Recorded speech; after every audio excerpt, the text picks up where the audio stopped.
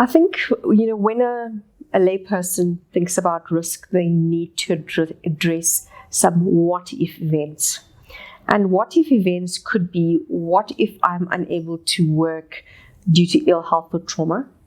And what are the implications of that? And the implications of you not being able to work in private practice means that there's a discontinuation in your income stream, which then affects the overhead costs of one's business and obviously lifestyle when it comes to family. So you're wanting to actually ensure that your business and your personal family situation is able to continue despite you being unwell.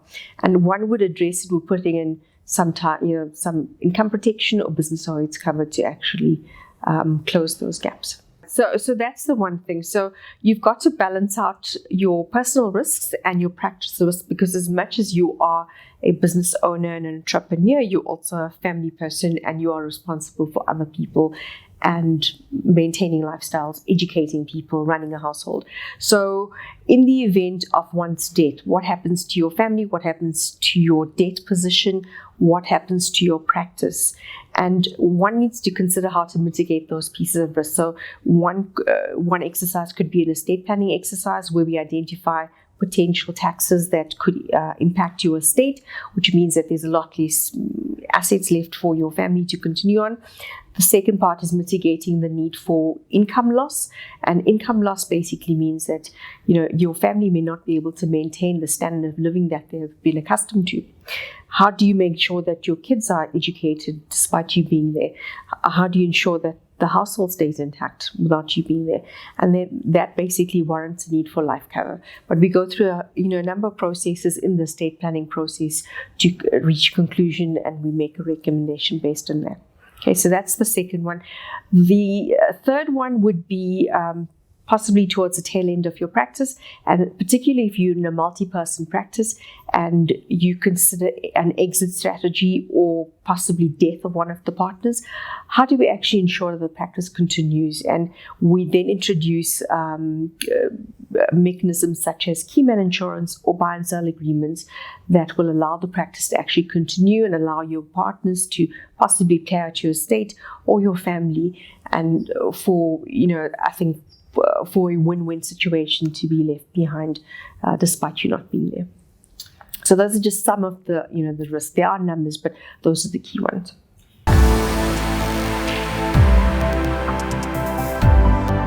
So as soon as you've made this decision to move into private practice, I think find some sort of pillars of support in your ecosystem.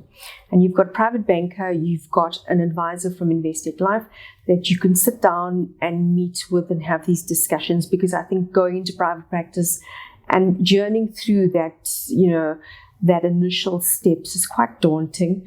I think it must be overwhelming, and I think putting yourself in this position where you've got as much support and expertise and experience as possible can only make this journey easier.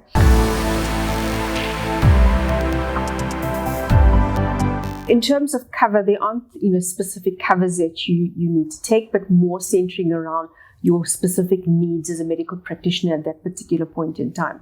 So each type of cover has a specific purpose, and depending on where you're at, you may not need all of them, you might need a few. But off the top of my head, the income protection is vital because it's preservation of your ability to earn.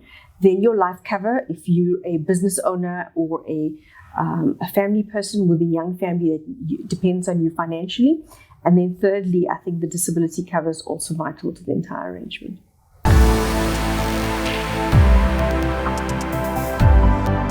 Mistakes that we've seen commonly is that doctors find themselves, or any medical practitioner, find themselves working into their 70s and sometimes 80s because they haven't adequately saved for retirement. And I don't think it's something anyone aspires to, working in your 70s or 80s.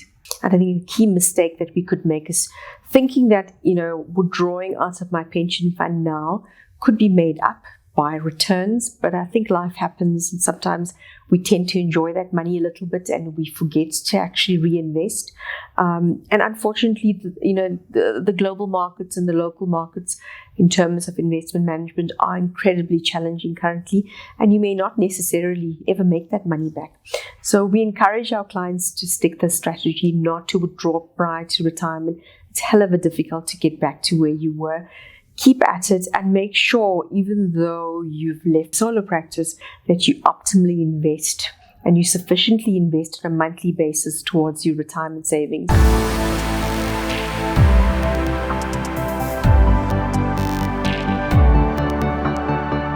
For me, the important part of the word is partner and partnership, because your financial advisor is not necessarily a crutch or the oracle that's going to show you the picture ahead. You, as a medical practitioner and a client, need to present yourself with a vision. And I think you've got to document your vision and where your financial aspirations come in. And the financial advisor literally is your guide that will provide you the framework to achieve some of those financial aspirations and also allow you to alleviate some of the financial responsibilities that you have. And that could be financial responsibilities towards your creditors, like your bank, towards your family, for their income needs, possibly towards SARS for tax on death.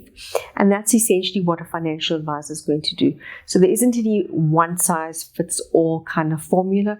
All you're going to do is create a partnership that is a marriage between your financial aspirations and a framework.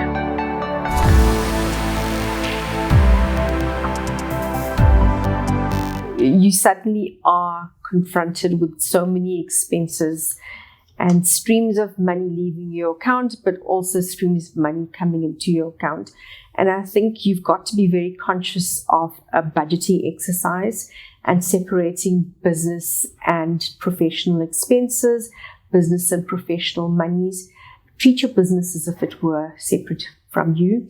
Get into the good habits of cash flow management, financial planning, making sure that your T's are crossed, your I's are dotted, and you've got all of the necessary paperwork and all of your risk gaps identified. It's quite important that, while you're being, busy being a professional, life does happen. And in order to actually make sure that you aren't confronted with some surprise, or your family isn't confronted with a bigger financial surprise, all of your due diligence is done timelessly. I think that's quite important. And then just enjoy the journey. I think it's quite important that you've embarked on this amazing adventure. Once all of this due diligence is done, is to just revisit your financial planner once a year, a review, and just remember this, as much as it's called life cover and life legacy, you do a review every year and at every point in your career. So if you find that your family is extending, your practice is extending, you are retiring, that you come back and you revisit this conversation with your financial advisor.